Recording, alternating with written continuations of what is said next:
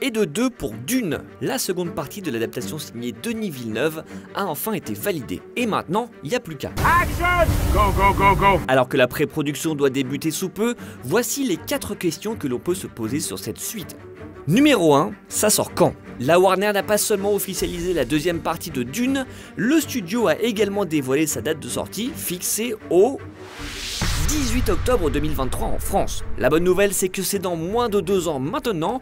La mauvaise, c'est que ça fait quand même loin. Mais bon, il faut dire que le film n'est pas encore tourné. Un chemin a été tracé. Espérons qu'il ne gâchera pas tout.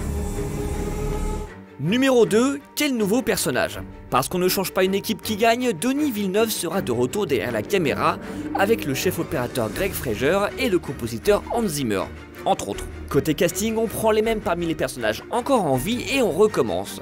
Avec Timothée Chalamet, Rebecca Ferguson, Javier Bardem ou encore Zendaya qui devrait être au cœur de cette deuxième partie. Mais il y aura aussi quelques petits nouveaux. Leur identité n'est pas encore confirmée, mais il serait étonnant que le film se passe de ces trois-là. Feyd Rautha, l'impitoyable neveu du baron Harkonnen, joué par Sting et son slip de cuir dans le film de David Lynch, et qui devait être incarné par Mick Jagger dans la version d'Alejandro Jodorowsky qui n'a pas vu le jour. Est-ce que Denis Villeneuve va lui aussi opter pour un chanteur? Adorable Feyd. On attend également l'empereur Shaddam IV, joué par José Ferrer chez David Lynch, et qui n'est autre que le grand méchant de l'histoire, et sa fille, la princesse Irulan, incarnée par Virginia Madsen dans le film des années 80. Cette planète, c'est Arrakis, connue aussi sous le nom de Dune. Si vous avez des idées de casting pour ces personnages, les commentaires sont là pour ça. Numéro 3, ça parlera de quoi?